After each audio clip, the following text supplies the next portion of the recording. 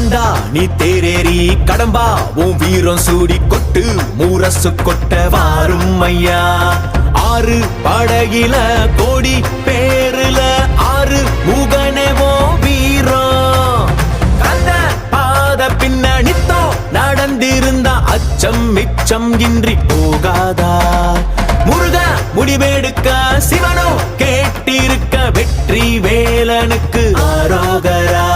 கந்தாணி தேரேறி கடம்பா உன் வீரம் சூடி கொட்டு ஊரசு கொட்ட வாரும் ஐயா.